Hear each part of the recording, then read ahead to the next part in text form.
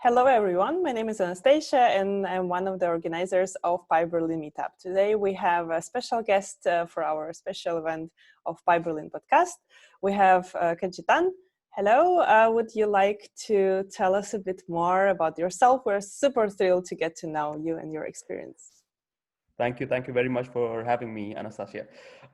My name is Cajetan Rodrigues, and I'm a software engineer with Qwello GmbH in Munich, Germany.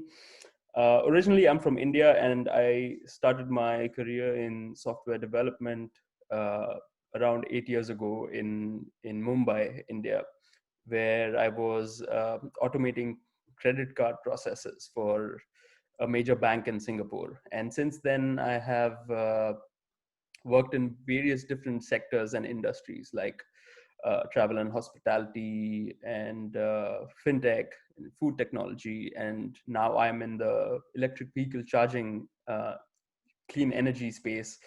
I've worked in many different capacities and roles, and with teams of varying sizes. And I've had the privilege of being early engineer at more than one startup, and lead engineer or even technology lead at in my more recent roles.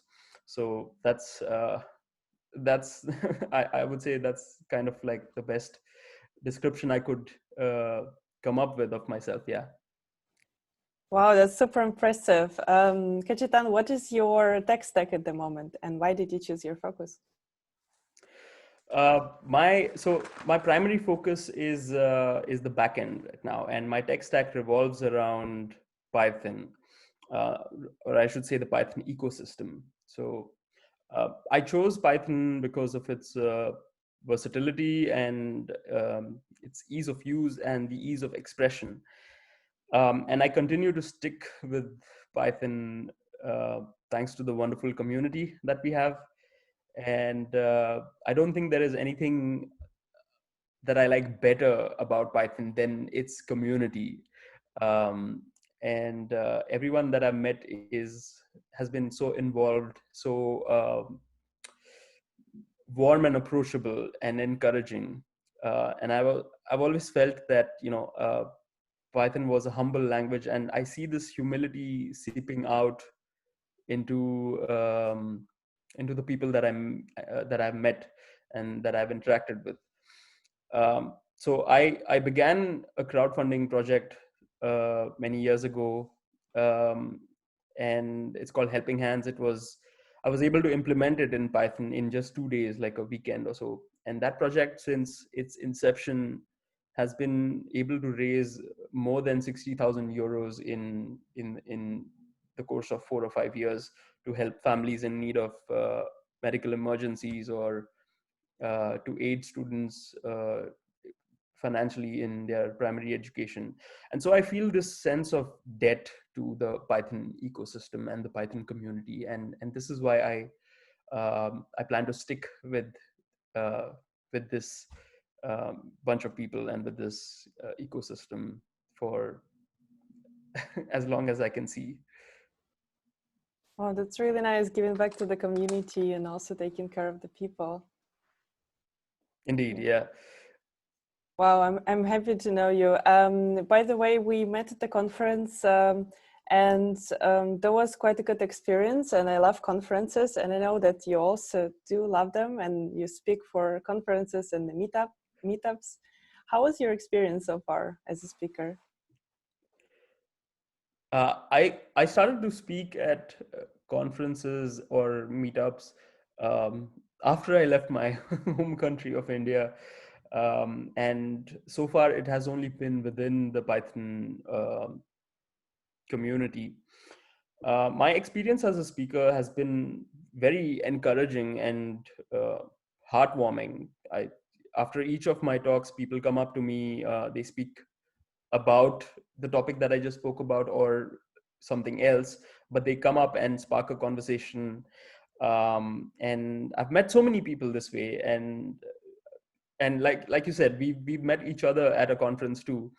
I just think it's such a great networking opportunity to capitalize on to grow your network. And I think my experience as a speaker has been wonderful, really. Yeah, that's really heartwarming. Do you have any tips for our listeners who are willing to prepare a talk at the conference, or maybe anything that you would like to share? Sure.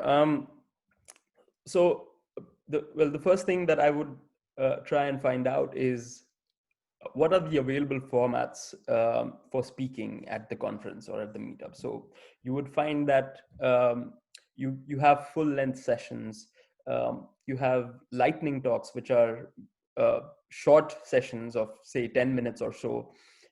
You have workshops, and you even have like pre-recorded sessions. Thanks to Corona times now, we do a lot of meetings online. um, Unfortunately, the in-person aspect has been cut off, but that's another format where you don't have to interact with people, and so you get over, like, there's no stage fright per se. So there's these different formats available, and you can begin by choosing a format that suits you and the topic that you want to speak about. And you don't really have to be a very good speaker to be participating in conferences or meetups. um, but you can certainly become a good speaker by continuing to participate in conferences. So a good speaker doesn't necessarily have to use the best features of the language or use sophisticated complex words. But as long as you can convey your message across or your ideas across unambiguously and clearly, I think that to me is a really good speaker. One thing that I like to do when I begin my talks is I like to make a promise about what I am going to deliver to my listeners in the talk or by the end of the talk. It could be something crazy or something very, very subtle or simple.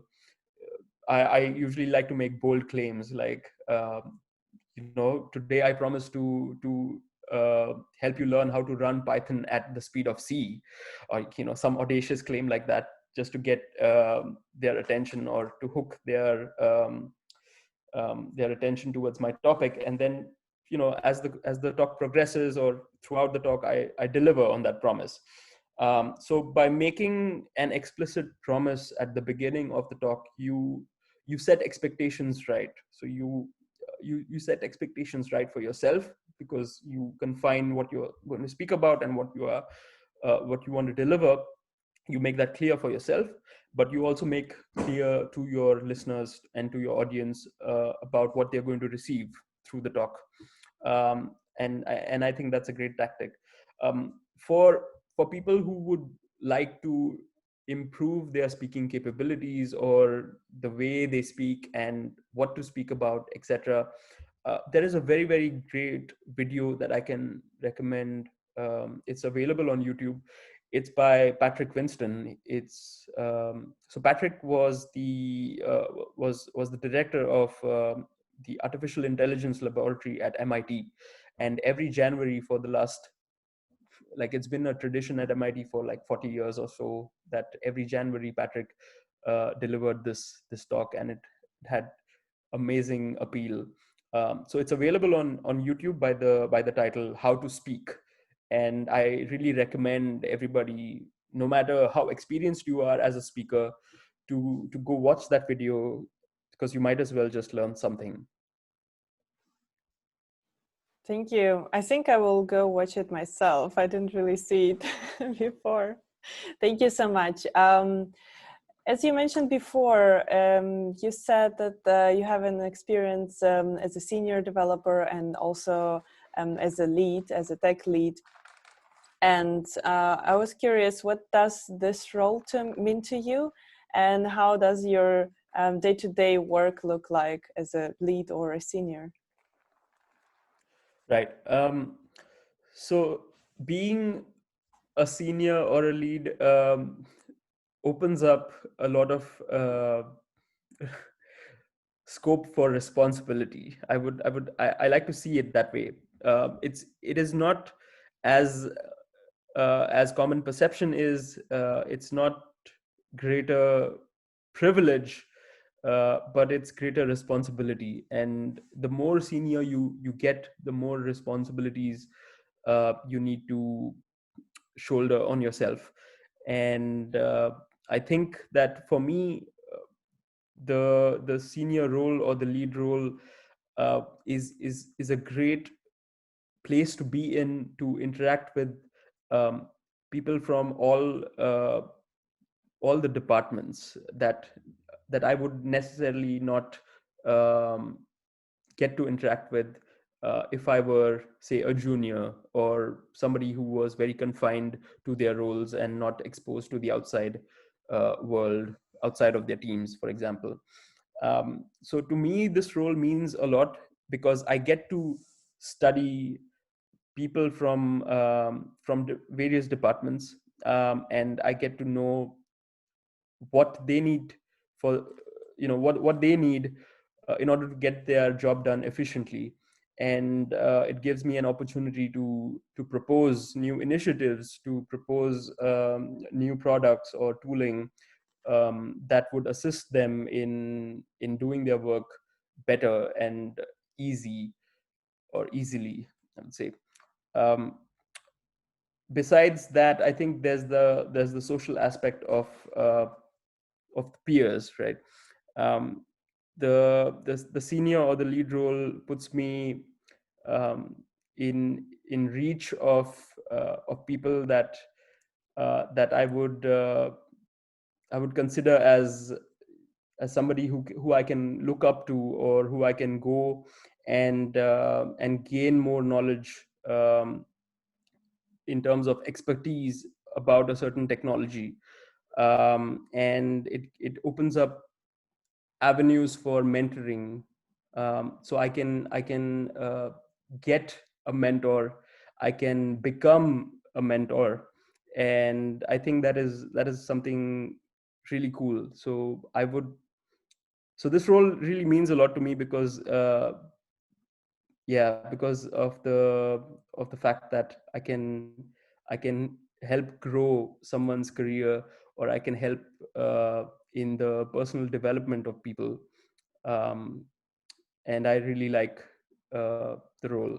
My day-to-day work, although I'm not really a lead in my team currently because my team does not have a lead, but my day-to-day job, or the activities that I do, involves um, recruitment for other teams. And it involves planning and I would say prioritization activities. So you get a voice in what the teams have to work on. Being a senior or a lead, you have this opportunity to weigh in your opinion on what people should consider as important for um, evolving your product or evolving the business. And I think this is one aspect where I can say you have really the chance to pull your company through maybe a tough time, or maybe really come up with that best-selling idea for your company. And uh, and I think the rest of my day involves writing a lot of code, reviewing a lot of code, setting processes if there are none, and if there needs to be, and interacting with product and uh, the other engineering teams. So we have the embedded engineering team that works along with the backend team, and they have completely different problems to solve. And it really is very interesting to interact with them because um, I get to learn so much about the kind of problems that they face and the way that one would solve them, or one can solve them. So yeah, I think this role really means a lot to me.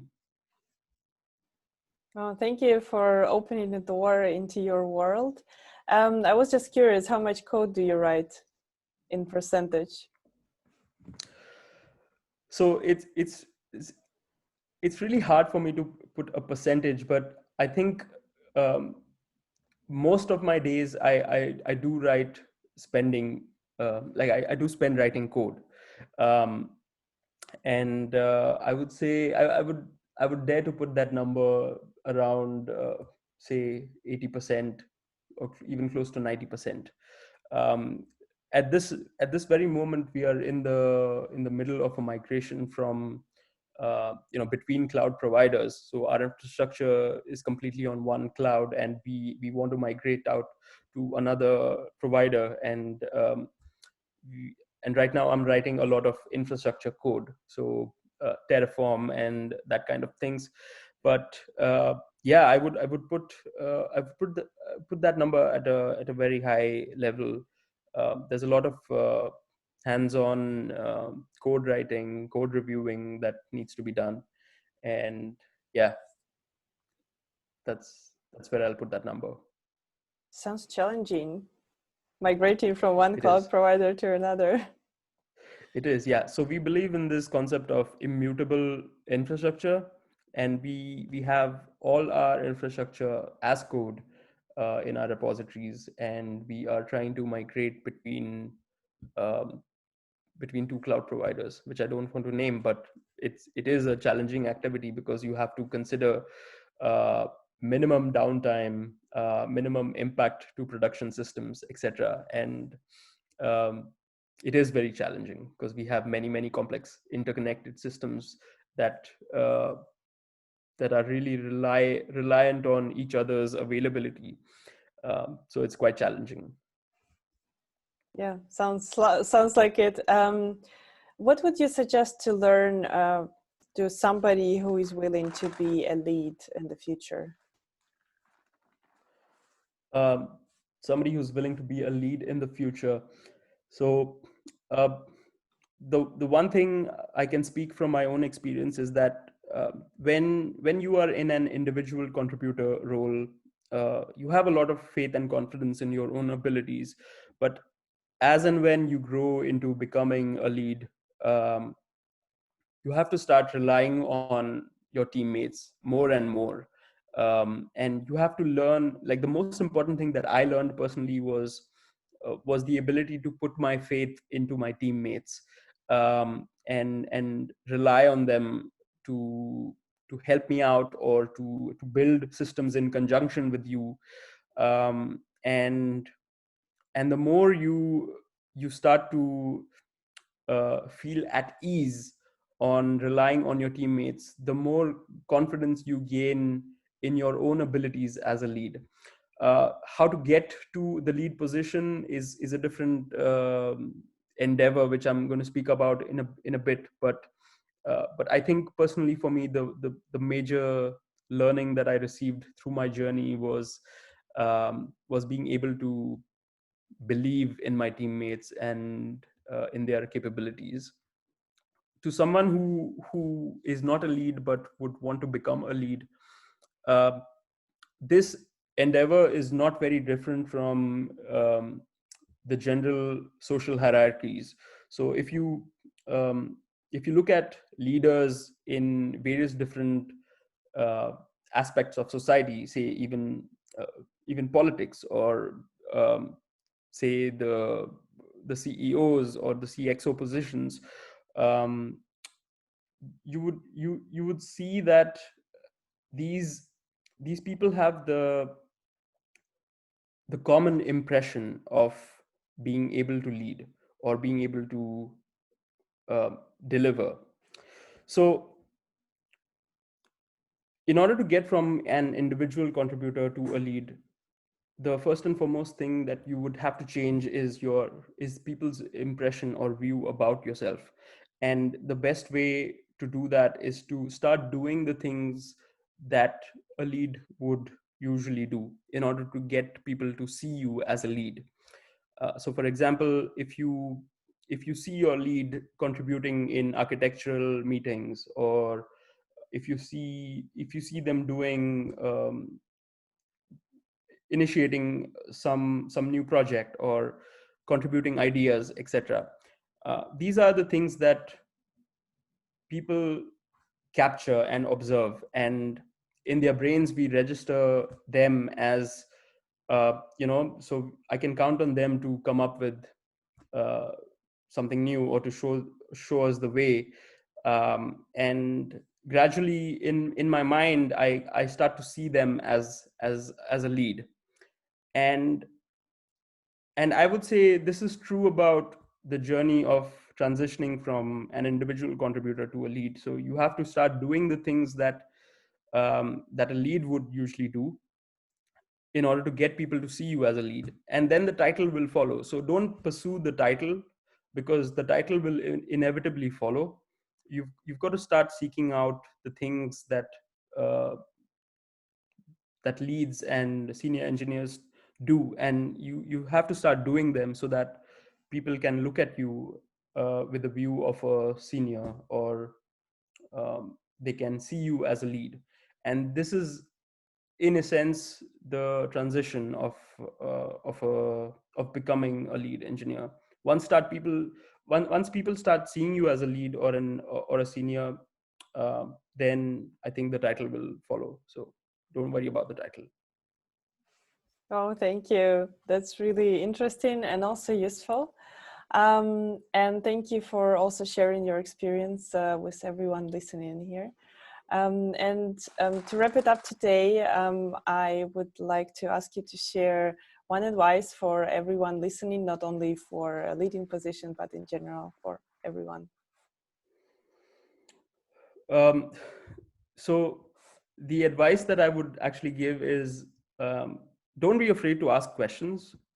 And I know that software development is, as competitive as it is, it's very easy to get to a state where you want to project that you sort of know it all, or even be concerned that if you say you don't know something, people will look at you with a lesser view. um, so don't be worried about that. The truth is that nobody knows everything, and nobody ever will know everything. So um, don't be afraid to say that you don't know things. uh, have the humility to accept that you don't know things, but also keep the audacity to go and seek out answers. So don't stop asking questions is the advice that I can give to people. Thank you. I think it's super valuable in these times because people don't see each other in person, and I think that would drive everyone forward in the future. Thank you so much, and thank you for your time today with PyBerlin. Your advice is my favorite so far. Let's hope for the best that one day we will meet in person, maybe on PyBerlin meetup, or maybe you could give a talk for PyBerlin in the future.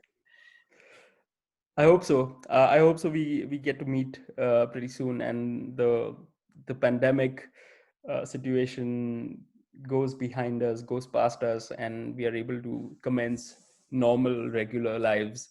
But it already seems that this is the new normal, and this is the new regular. It seems so. But I hope things change pretty quickly. Yeah, that's true. So thank you so much. Stay safe and see you in the next episodes. Thank you very much. Thank you for having me. Bye-bye.